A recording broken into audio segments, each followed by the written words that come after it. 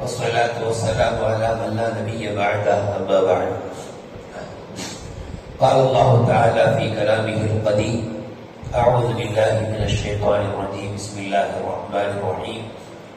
كتب عليكم الصيام كما كتب على الذين من قبلكم لعلكم تتقون. يا أيها الذين آمنوا كتب عليكم الصيام كما كتب على الذين من قبلكم لعلكم تتقون. آمنا بالله صدق الله مولانا العظيم. கண்ணியத்திற்கும் மிகுந்த மரியாதைக்கும் உரித்தான மேலான பெரியோர்களே, ஆசத்திற்குரிய சகோதரர்களே, கண்மணி நாயகம் ஸல்லல்லாஹு அலைஹி வஸல்லம் அவர்களின் கண்ணியமான உம்மத்துமார்களே, புனித ரமதானுடைய மாதம் நம்மை நோக்கி வர இருக்கிறது. அல்லாஹு தஆலா அந்த மாதத்திலே பகல் நேரத்தில் நோன்பை கடமையாக்கியும் இரவு நேரத்தில் இபாதத்துகளை நல்லதோர் நடைமுறையாக ஆக்கியும் அல்லாஹ் வைத்துள்ளார். ரமதானில் நாம் செய்யக்கூடிய அமல்கள் எவ்வளவோ உண்டு. அதிலே பிரதானமாக மிக முக்கியமாக செய்ய வேண்டியது பாவ மன்னிப்பு தேடுதல். ரொம்ப சிம்பிளான அமல், ஆனால் கவனக்குறைவு நமக்கு நிறைய அது இருக்கு. இது ஒரு பெரிய கஷ்டமெல்லாம் இல்லை. அல்லாஹும்ம ஃபிர்லி ذுனூபி, அல்லாஹும்ம ஃபிர்லி ذுனூபி, அஸ்தக்ஃபிருல்லாஹல் அஸீம். இதுதான் இஸ்திக்ஃபார். இந்த பாவ மன்னிப்பு தேடுவது என்பது ரமதானில் நாம் செய்ய வேண்டிய ரொம்ப முக்கியமான அமல். ஆனா அதுலதான் நாம் ரொம்ப கவனக்குறைவாகவும் இருக்கிறோம்.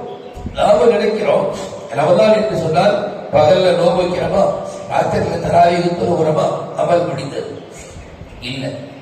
அதுவெல்லாம் நாம ஒரு ஃபர்து நோன்பு, நஃபில், சுன்னத்து, தராவீஹ், இந்த ரெண்டை தாண்டி அதிகமாக நம்மிடத்தில் வர வேண்டிய ஒரு அமல் இஸ்திக்ஃபார். ஏன் தெரியுமா? ஹதீஸ் நமக்கெல்லாம் நல்லா தெரியும். ரமதானுடைய காலத்துல பயான்களையும் சொல்லியிருக்கிறாங்க, தாலீம்களையும் படிச்சிருப்பாங்க. கண்மணி முஹம்மது ரசூலுல்லாஹி ஸல்லல்லாஹு அலைஹி வஸல்லம் மிம்பர் படியில் ஏறுகிறார்கள். முதல் படியில் கால் வைக்கிற போது ஆமீன் என்று சொன்னார்கள்.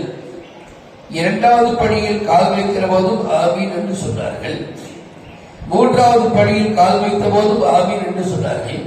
குத்பா முடிந்து இறங்கிய பிறகு சஹாபாக்கள் கேட்டாங்க, யார சொல்லலாம், என்னைக்கும் இல்லாம இன்னைக்கு நீங்க ஒவ்வொரு படியில் கால் வைக்கிற போது ஆமீன் ஆமீன் ஆமீன் சொன்னீங்களா, என்ன விஷயம்? அப்போ கண்மணி முஹம்மது ரசூலுல்லாஹி ஸல்லல்லாஹு அலைஹி வஸல்லம் சொன்னாங்க, முதல் படியில் நான் கால் வைத்த போது ஜிப்ரீல் வந்து ஒரு துஆ ஒன்றை செய்தார். அதற்கு நான் ஆமீன் சொன்னேன். துஆ ஓதுகிற போது ஆமீன் சொல்வது ஒரு சுன்னத். நீங்க எல்லாரும் ஆமீன் சொல்றீங்க, இருந்தாலும் காதுல கேட்கிற மாதிரி சொன்னா கொஞ்சம் மகிழ்ச்சியாக இருக்கும்.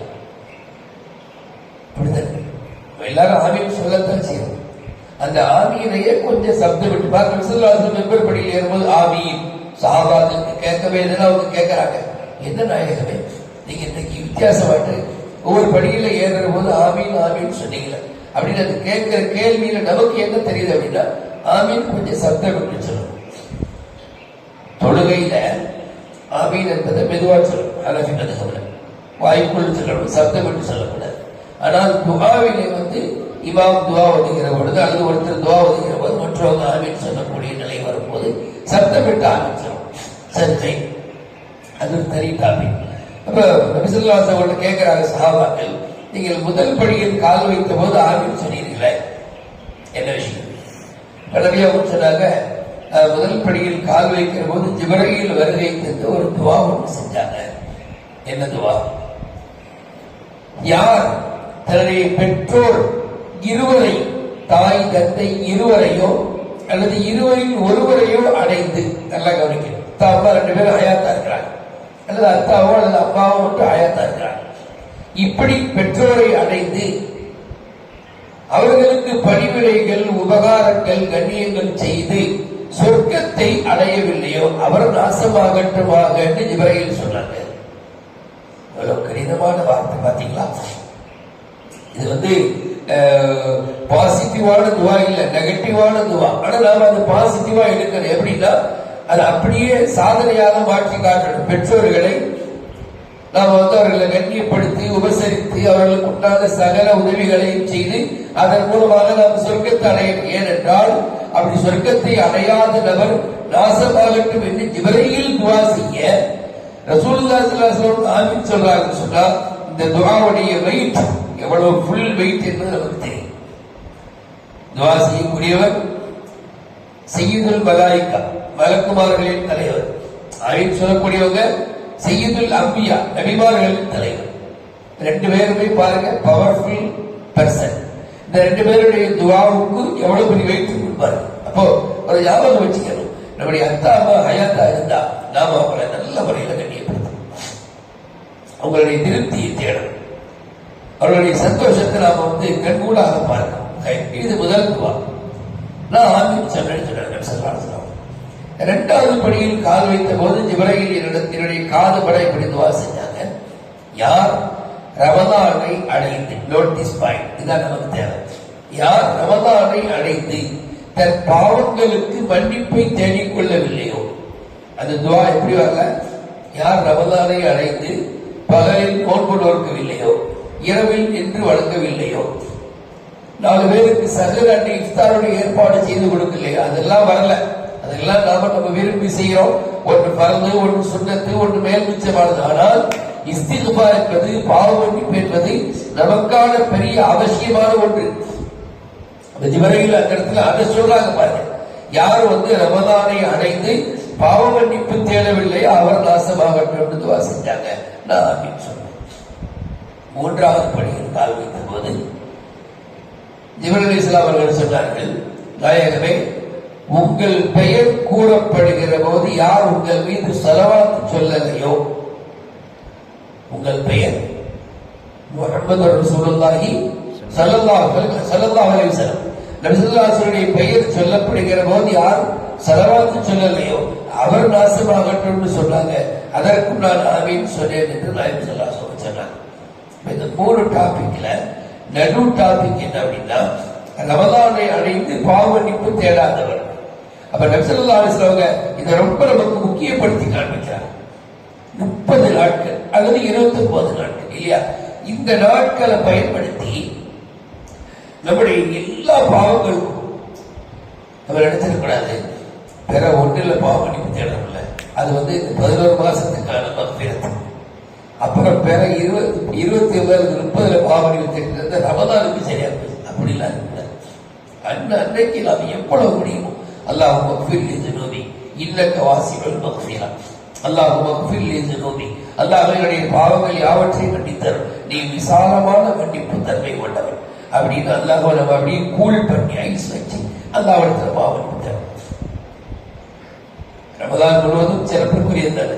ஆனா ஆயிஷா ரலியல்லாஹு அன்ஹா நாயகம் ஸல்லல்லாஹு அலைஹி வஸல்லம் கேட்டாங்க, ஹதீஸ்ல புகாரில, நாயகமே, லைலத்துல் கத்ரை நான் அடைந்து விட்டால் என்ன ஓதன்னு கேட்டாங்க.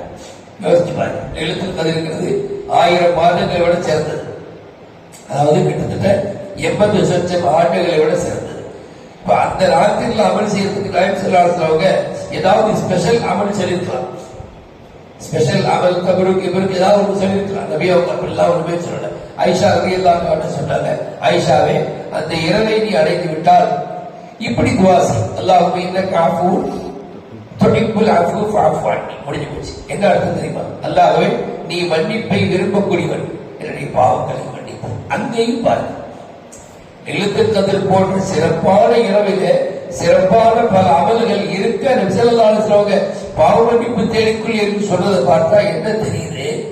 ரமலானில் இந்த உம்மத்து செய்ய வேண்டிய மிகப்பெரிய அமல், அல்லாஹ்வே என்னை மன்னித்தருள், அல்லாஹ்வே என்னை மன்னித்தருள். எவ்வளவு முடியுமோ அவ்வளவு கேட்கும். அது தஸ்பீகாக ஓதினாலும் சரி, அல்லது துஆவிலே பாவ மன்னிப்பு தேடினாலும் சரி, மொத்தத்தில் நம்முடைய அமல்களில் அதிமுக்கியமான அமலாக பாவ மன்னிப்பு தேடுவது என்பது இருக்க வேண்டும். ஏனென்றால் ரமலான் முடிகிற போது அப்படியே பரிசுத்தமான மிஸ்டர் கிளீனாக நம்ம வழியாக, அதுக்கு பிறகு நமக்கே ஒரு அச்சம் உண்டாகும். என்ன அச்சம் உண்டாகும்? ரமலான் முழுக்க நாம் எப்படி இருந்தோம், நம்முடைய பாவங்களுக்கு மன்னிப்பு தேடினோமே, மறுபடியும் நாம செய்யறதா அப்படின்னு ஒரு அச்சம், ஒரு வெட்கம் உண்டாகும். கொஞ்சம் கொஞ்சமாக தூரமாயிருக்கும். இதுதான் வழிமாறுதல் பாக்கியசாலிகளுடைய தன்மை. அல்லாஹ்வின் நல்லடியார்களே, வரக்கூடிய ரமலானை நாம் பாவமன்னிப்பை கொண்டு இஸ்திக்ஃபாரை கொண்டு கழிப்பதற்கு ரப்பல் ஆலமீன் அல்லாஹ் தஆலா தௌஃபீக் செய்வானாக. ஆமீன் ஆமீன் யா ரப்பல் ஆலமீன். அஸ்ஸலாமு அலைக்கும் வரஹ்மத்துல்லாஹி வபரகாத்துஹு.